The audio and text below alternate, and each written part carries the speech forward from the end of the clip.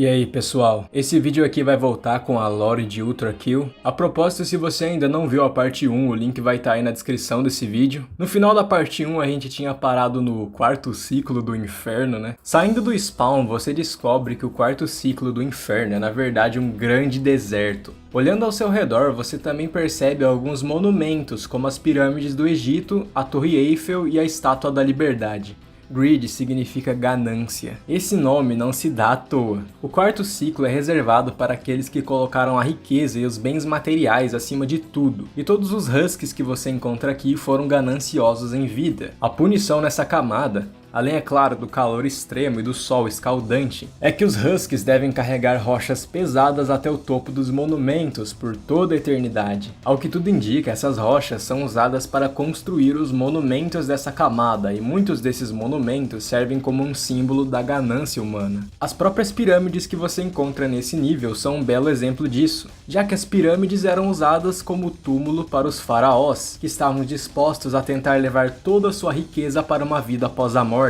Então, se você só se importava com bens materiais, agora você vai ter que passar o resto da sua existência sofrendo enquanto constrói mais bens materiais. Na primeira fase de Greed, nós também somos introduzidos aos anjos, e aparentemente os anjos daqui são os anjos biblicamente corretos, né? A razão deles terem uma aparência tão diferente da do anjo Gabriel é pelo mesmo motivo de que alguns Husks são gigantes e outros são pequenos e fracos. Os anjos que você encontra no jogo foram formados pela alma de alguém que já morreu, e quanto mais importante e virtuosa essa pessoa for em vida, mais forte ela será como um anjo. A diferença com os Husks é que nem todos os anjos se formam assim. Os anjos mais fortes e importantes, como o próprio anjo Gabriel, são criações diretas de Deus, e por isso eles recebem essa forma mais humana, enquanto os anjos que são formados a partir da alma dos humanos recebem formas mais abstratas como as que você vê no jogo. O primeiro anjo que você encontra além do Gabriel é o Virtue. Lendo um pouco sobre ele, você descobre que os anjos que são formados a partir das almas dos humanos, como o próprio Virtue, são vistos como inferiores ou menos puros pelos anjos mais fortes. E por isso eles ficam bem mais embaixo na sociedade dos céus. Você também descobre que o céu é um lugar excludente e segregado, o que indica que os Virtues vivem nas favelas do céu. Pois é, nesse mundo os anjos são mais babacas do que parece. Enfim, avançando para a próxima fase. Nessa fase nós somos introduzidos aos Stalkers, que são Husks que conseguiram evoluir para conseguir carregar as rochas que fazem parte da punição nessa camada, o que indica que o inferno já existe há muito tempo. No final dessa fase você encontra um boss e você deve lutar com um insurrecionista sisifiano. Calma, o quê? Os insurrecionistas sisifianos eram um exército de Husks recrutados e treinados pelo rei Sísifos, com o objetivo de derrubar o controle do céu sobre o inferno, libertando os pecadores do tormento eterno. Pera aí, Sísifos? Oh boy! Na quarta camada do inferno nós somos apresentados ao rei Sísifos. Oh boy! Talvez você conheça ele como parte da mitologia grega. Ele é aquele cara da mitologia que teria enganado os deuses e como punição ele seria forçado a carregar uma rocha até o topo de uma montanha. Porém, toda vez que ele tentasse concluir seu objetivo, a rocha iria rolar até o chão e ele teria que fazer tudo de novo por toda a eternidade. Essa punição dada pelos deuses da mitologia grega é bem parecida com a punição da quarta camada. A razão do Sísifos estar aqui é porque ele costumava ser um rei tirano que faria de tudo para demonstrar seu poder e suas riquezas. Então não é surpresa que ele tenha sido mandado para o Greed. Como mencionado na parte 1, depois do desaparecimento de Deus, os reinos do céu se tornaram instáveis e ficaram sem um líder. E Sísifos, oh boy, assim como o rei Minos, tentou começar uma rebelião dentro do inferno. Porém, diferente do rei Minos, que tentou fazer isso de forma pacífica, Sísifos sabia que ele não poderia usar a paz para tentar convencer os anjos. Por isso ele treinou vários Husks que fariam parte de um exército rebelde dos Sísifos. Oh boy. Mesmo que os rebeldes fossem fortes, eles não conseguiram segurar os avanços dos anjos. Assim que o Concílio de Anjos foi criado nos céus, Sísifos foi derrotado e recebeu um destino parecido com o do rei Minos, tendo sua alma aprisionada. Porém, diferente do rei Minos, não é possível encontrar o corpo do rei Sísifos pelo quarto ciclo. O insurrecionista que você encontra no jogo é provavelmente o último soldado dessa rebelião, e após derrotá-lo você pode avançar para a próxima fase. Chegando na próxima fase, ao que tudo indica você está dentro de uma das pirâmides, e lá você pode encontrar algumas imagens do anjo Gabriel. A propósito, o que aconteceu com ele? Depois de derrotá-lo no ato 1, uma cutscene aparece mostrando Gabriel no concílio de anjos, mostrando que o concílio estava putaço com Gabriel por ter sido derrotado por uma máquina, e como punição, eles removem toda a luz e energia divina que dava forças ao Gabriel, o que significa que em 24 horas, Gabriel vai morrer. A não ser, é claro, que ele consiga derrotar o V1 e cumprir sua missão. Prove sua lealdade. Desfaça seus erros. Nossa, esses anjos são realmente muito babacas. E aí nós chegamos na última fase de Grid. No começo você não encontra nenhum inimigo, e seguindo o caminho da fase, eventualmente você chega no V2? Pois é, amigos. O V2 voltou e ele quer vingança. Se você apanhou na primeira batalha com ele, então prepare-se para sofrer nessa luta. O V2 agora possui ataques novos e alguns deles ele até copiou de você na primeira luta, como por exemplo lançar moedas para causar um ricochete em você. Porém é claro que o nosso amigo V2 não é páreo para o V1. Ele tenta fugir de novo, porém uma mensagem aparece dizendo: você não vai fugir dessa vez. Eu não sabia que o V1 podia falar.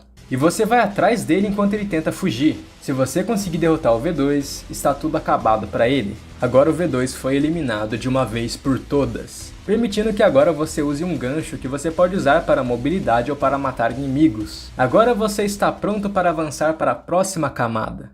Wrath. Eu sei lá como se pronuncia essa palavra. Essa camada é reservada para aqueles que foram furiosos. Nessa camada, os pecadores seriam forçados a se afogar em um grande oceano. Obviamente uma analogia a se afogar no próprio ódio. No inferno de Dante, os pecadores seriam separados entre aqueles que demonstravam sua fúria e os rancorosos que escondiam seu rancor. Aqueles que demonstravam sua fúria teriam que lutar entre si para ter um lugar na superfície onde pudessem respirar, enquanto os rancorosos iriam se afogar eternamente no fundo do mar. A primeira fase aparentemente se passa no que seria o fundo desse mar. Nessa fase você é introduzido às sentinelas. Elas são basicamente rifles antimatéria com pernas, tendo um dano e precisão absurdamente fortes. Porém você pode impedir que a sentinela mire em você se você conseguir acertar sua antena com seu revólver. Ainda nessa fase você também tem acesso a uma missão secreta. E sim, essa é uma missão de pesca. Depois de concluir o objetivo dessas fases, você encontra um terminal com mais uma daquelas mensagens. Essa é um pouco diferente, pois ela parece ter um diálogo. Pai, por que o tormento eterno? Isso não é cruel?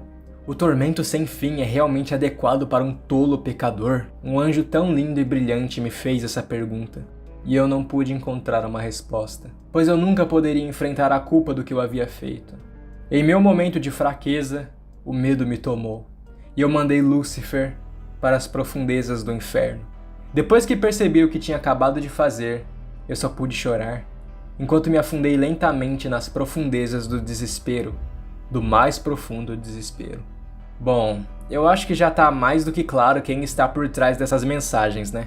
Quem escreve essas mensagens nas missões secretas é o próprio Deus. Se você se lembra da parte 1, ao que tudo indica, Deus se arrependeu de ter criado o inferno. Ele também considera a humanidade um grande fracasso. Nessa última mensagem, o que aconteceu é que basicamente um anjo teria questionado Deus sobre o inferno, e em um momento de desespero, Deus teria mandado esse anjo para a camada mais profunda do inferno. E ele se arrependeu muito disso. Ao que tudo indica, Deus estava extremamente frustrado com seus fracassos. O inferno, a humanidade se matando em uma guerra, todos os pecadores. Esse pode muito bem ter sido o motivo do seu desaparecimento. Ele pode ter ido embora ou simplesmente se deletado por não querer mais lidar com as consequências de suas criações. Essa teoria ganha ainda mais força se nós analisarmos o nome do ato 3. O ato 3 se chama Suicídio de um Deus.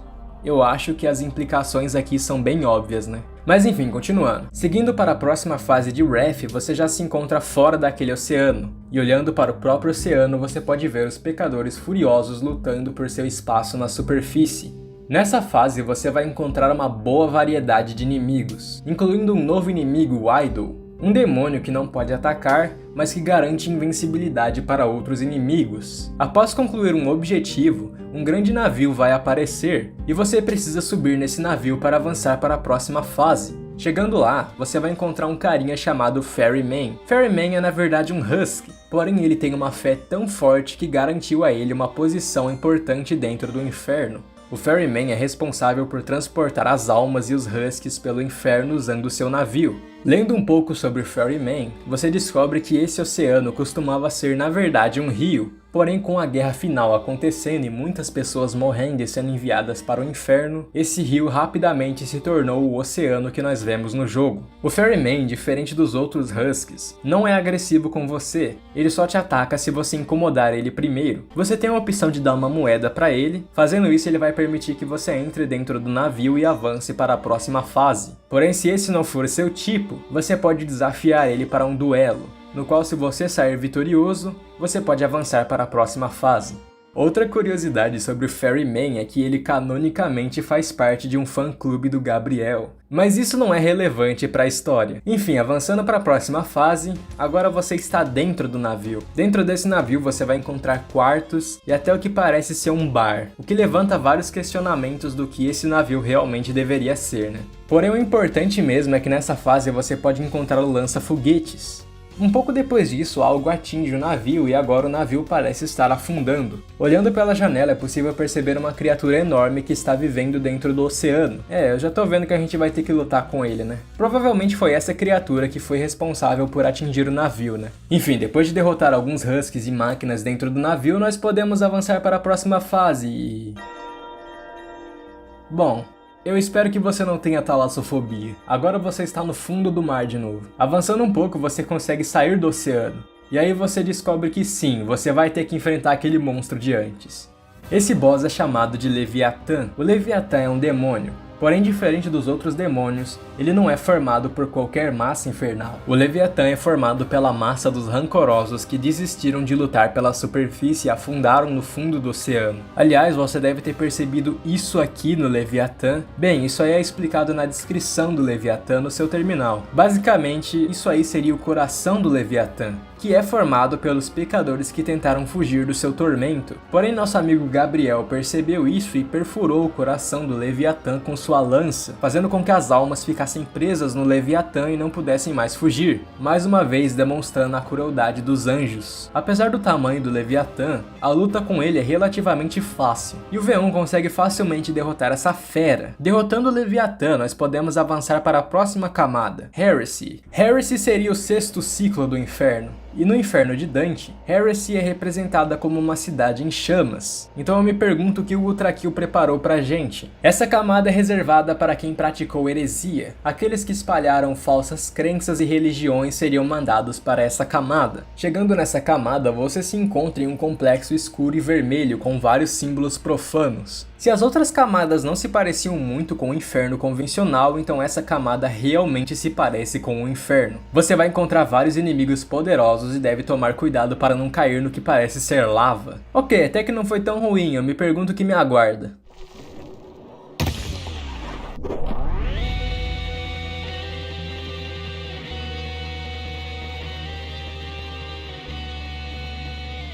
Nossa! A punição para os pecadores nessa camada é que eles devem passar o resto da eternidade sendo derretidos em sangue fervente. Aliás, a trilha sonora dessa camada é simplesmente insana. Avançando pela primeira fase, eventualmente você recebe uma mensagem do Gabriel. I know you're here. I can smell the insolent stench of your blood-stained hands. I await you down below. Bom, ele não parece muito feliz, certo? Na última sala dessa fase, você é obrigado a enfrentar 2 chefes e vários inimigos para poder avançar para a próxima fase. Começando a próxima fase, você se encontra em mais um complexo vermelho. Avançando pelo complexo, você recebe outra mensagem do Gabriel. De acordo com Gabriel, o V1 e as outras máquinas teriam destruído tudo nas outras camadas, com o Limbo e Lust estando completamente devastados. E ele diz que não vai deixar você destruir o resto do inferno. E ele quer uma revanche. Meus amigos, Finalmente chegou a hora de enfrentar o Gabriel. Essa batalha é consideravelmente mais difícil do que o primeiro encontro com Gabriel. Ele já começa a batalha enfurecido e dessa vez ele realmente quer te destruir. Porém, se você conseguir derrotá-lo, ele vai deixar um diálogo bem interessante. Pois é, o nosso amigo Gabriel, derrotado 2 vezes pela mesma máquina. Ele explica pra você que ele está muito confuso e que ele não entende como isso é possível. Ele te conta que os anjos só conhecem o sabor da vitória, e ele estava realmente coringando. Então ele vai embora enquanto promete mais uma luta pra você. Não foi dessa vez, Gabriel. Logo depois de terminar essa fase, nós temos o epílogo do ato 2. O epílogo mostra o que acontece com Gabriel após ser derrotado pelo V1 de novo. Basicamente, ele tirou um tempo para descansar e pensar um pouco, e começou a fazer alguns questionamentos bem familiares. Quantos ele matou? Ele já parou para contar? Quanta crueldade ele incorporou? E com que fim? Quantos ele condenou para o inferno e quem isso beneficiou? Pois é, o Gabriel está questionando as mesmas coisas que o Lúcifer questionou. Ele percebe que o tempo todo ele estava lutando por alguém que nem sequer estava ali. Que ele estava fazendo coisas que ele não concordava para agradar outros que ele não gostava. E depois de refletir sobre isso, Gabriel decide voltar ao céu e invadir o concílio de anjos. Gabriel diz para o concílio que os cidadãos do céu apenas os obedecem por desespero e medo. Então ele ataca os membros do concílio, matando todos os anjos do concílio, para mostrar para todos no céu que eles não devem mais temer a Deus, pois ele estava morto. O epílogo termina com Gabriel segurando a cabeça do líder do concílio em público. Violence é o 7º ciclo do inferno e atualmente o primeiro e o único ciclo do ato 3. Existem muitas maneiras de ser mandado para essa camada. Em geral, essa camada é reservada para aqueles que são violentos. No inferno do Dante, essa violência seria dividida em 3, contra um vizinho, contra você mesmo e contra Deus. Começando nessa camada, você se depara com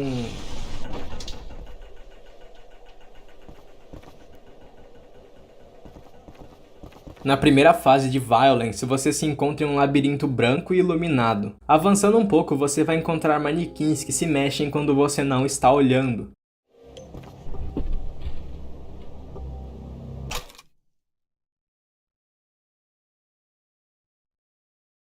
No início, os manequins parecem ser inofensivos, porém eventualmente você descobre que eles são na verdade demônios e eles tentam te atacar.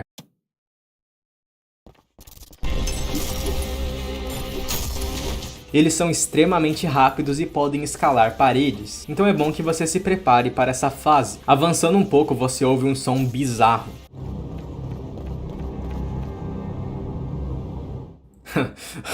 Isso não pode ser bom, né? Avançando pelo labirinto, você vai encontrar mais alguns manequins, até que você finalmente encontra a fonte do barulho.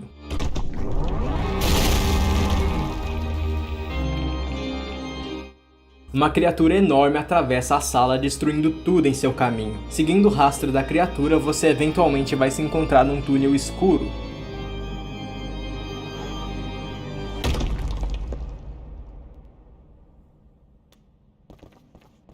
Explorando esse túnel, você vai encontrar um tipo de trem parecido com aquele que você encontra no metrô em Lust. Enquanto você aproveita a viagem, você é atacado por outros inimigos que também estão ali, até que aquela criatura de antes aparece e começa a te perseguir. Essa criatura seria o Minotauro. A batalha com o Minotauro é desafiadora, porém eventualmente ele é derrotado. Com o Minotauro derrotado, você se encontra na saída e você pode avançar para a próxima fase.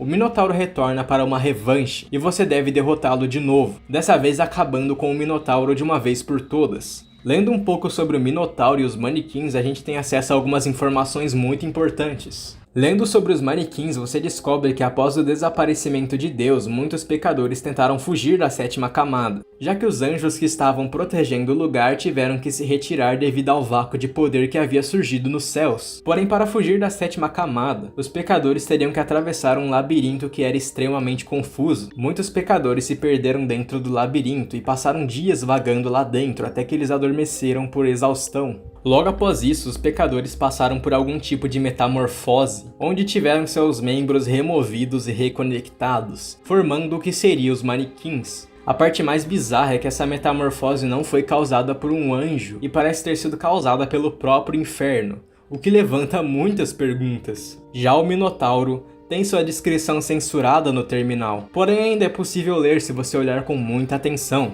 O Minotauro seria um dos demônios mais antigos do inferno. Ele teria sido criado por um criador desconhecido e entregue como um presente para o governante do inferno, Minos. Enquanto seu criador considerava o Minotauro lindo, sendo um símbolo da morte e do desespero, Minos achava a imagem do Minotauro bizarra e amedrontadora, então ele enviou o Minotauro para o labirinto branco da 7ª camada, na esperança de que ele nunca mais teria que ver o Minotauro de novo. Isso é muito interessante, pois na mitologia grega, Minos estaria repetindo seu passado, já que na mitologia, Minos também teria aprisionado o Minotauro em um labirinto. Na mitologia grega, Minos uma vez rezou para Poseidon, que deu a Minos um touro como uma forma de mostrar o seu favor, porém Minos deveria sacrificar esse touro em homenagem a Poseidon. Como Minos não quis sacrificar o touro devido à sua beleza, Poseidon puniu Minos fazendo com que sua esposa desse à luz ao que seria o Minotauro.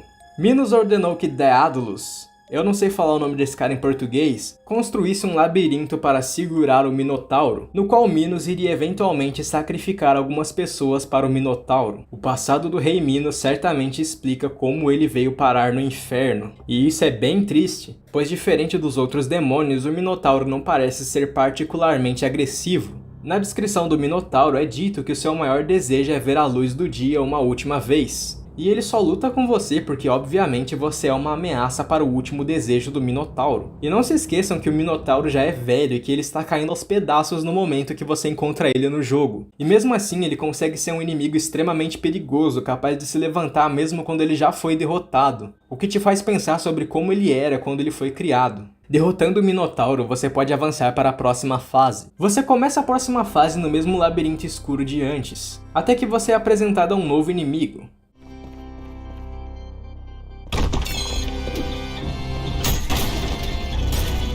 Esse é o Gutterman, uma das primeiras, se não a primeira máquina criada para lutar na guerra final. Assim como o V1, Gutterman também é energizado a partir de sangue, porém as máquinas de antigamente não conseguiam absorver o sangue da mesma forma que o V1 consegue. Derrotando o Gutterman, você tem a chance de ver a fonte de energia dele. Isso que o Gutterman carrega nas costas não é um escudo, é um caixão. Dentro desse caixão você encontra o corpo de alguém que está conectado ao Gutterman. Basicamente, uma pessoa é mantida viva dentro do caixão do Gutterman, enquanto o Gutterman extrai o sangue dessa pessoa para continuar funcionando. E essa pessoa morre logo após o Gutterman ser derrotado. O design do Gutterman é tão cruel que o responsável pela criação dos demônios usou isso como inspiração para criar os manequins. Na verdade, a música tema do Gutterman se chama Os Robôs Sonham com Descanso Eterno. O Gutterman certamente não sonha, porém a pessoa que está aprisionada dentro dele certamente vê a morte como um luxo e sonha com descanso eterno todas as noites.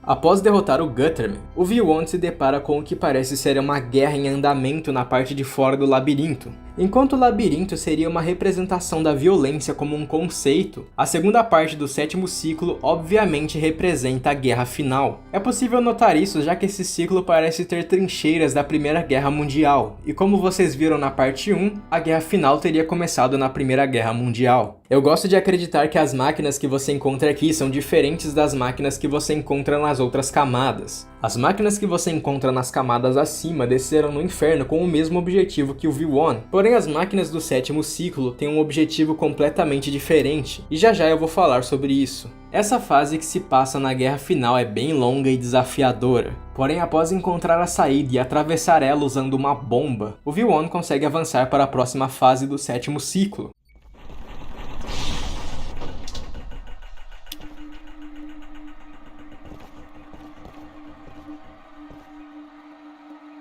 Na próxima fase você vai se encontrar em um lugar escuro, cheio de árvores estranhas, e algumas árvores parecem ter até um rosto. No inferno de Dante, aqueles que tentaram violência contra si mesmos seriam enviados para Violence e transformados em árvores, que são exatamente as árvores que você vê nessa fase. Nessa fase você vai encontrar árvores especiais e você deve alimentar essas árvores matando inimigos feitos de sangue. Eu pessoalmente gosto de acreditar que esses inimigos são uma criação do próprio inferno, assim como os demônios. Porém, isso é apenas uma teoria e não há uma resposta muito certa sobre quem são esses inimigos e essas árvores. Avançando por essa fase, é possível encontrar uma sala que tem inimigos brigando entre si. Isso vai ser muito importante depois. Terminando essa fase, nós chegamos na última fase da 7ª camada e atualmente a última fase do Ultra Kill. Bom, você deve ter reparado aquelas figuras distantes que estavam presentes na guerra final. Agora você vai ter que enfrentar um deles.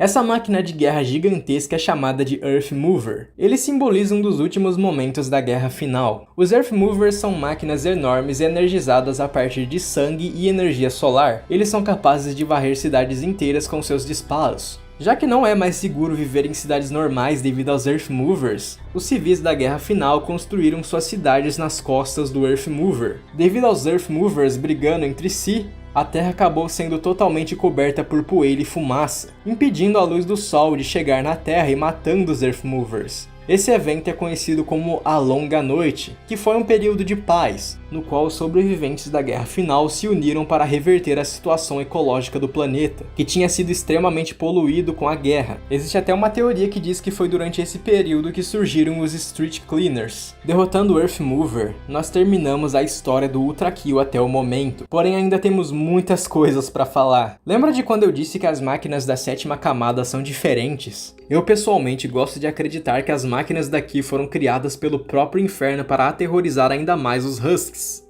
Primeiro nós temos o Gutterman. O Gutterman já carrega com ele um suporte infinito de sangue, então não faz o menor sentido ele ter descido tão fundo no inferno. E nós também temos o Earth Mover, que primeiramente não conseguiria nem sequer entrar no inferno devido ao seu tamanho, sem contar que a descrição dos Earth Movers diz que eles teriam morrido durante a Longa Noite, então não faz o menor sentido eles aparecerem aqui. A minha teoria é que essas máquinas foram recriadas pelo inferno ou pelos anjos para punir os Husks nessa camada. Essa ideia é muito reforçada quando você analisa o boss Earth Mover. Ele parece ter pés e vários pedaços de carne em seu corpo, e dentro dele você encontra um interior carnudo. Parece muito mais que você tá dentro de um ser vivo do que dentro de um robô, então é bem provável que as máquinas que você encontra na 7ª camada sejam na verdade demônios disfarçados de máquinas. E por último, mas não menos importante, nós temos o Rei Sísifos. Oh boy! Assim como o Rei Minos, a alma do Rei Sísifos foi aprisionada no Ato 2. Ele foi aprisionado na 6ª camada. A fase do Sísifos é bem diferente da do Rei Minos, já que na fase do Sísifos você deve atravessar uma fase inteira até chegar na sala do Rei Sísifos. Oh boy! Chegando na sala do boss, você é obrigado a lutar contra outra prisão. Até que de repente...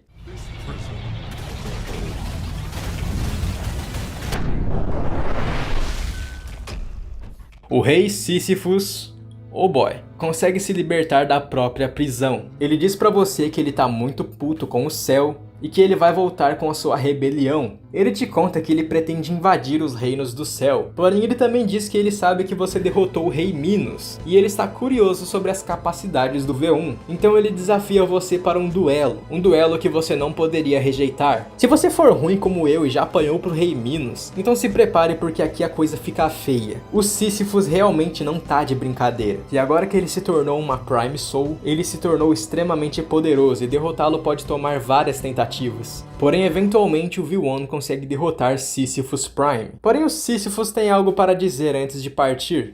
So concludes the life and times of King Sisyphus. Oh boy.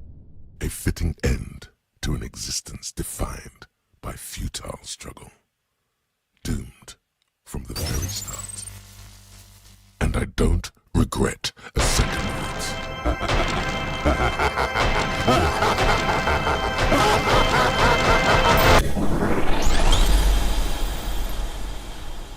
Esse foi o fim de Sísifos, o último insurrecionista. E assim termina a história de Ultra Kill. Pelo menos até agora. Bom, como vocês já sabem, o jogo ainda está em desenvolvimento, ainda tem mais fases que vão lançar, porém por enquanto essa é toda a lore que nós temos. Provavelmente vai demorar alguns meses para lançar as outras fases, porém se isso acontecer eu vou estar aqui para fazer um vídeo explicando sobre as outras camadas também. Eu espero que você tenha gostado desse vídeo, ficou bem longo e se você assistiu até aqui significa que você gostou. Então é isso aí pessoal, espero que você tenha gostado desse vídeo e a gente se vê semana que vem.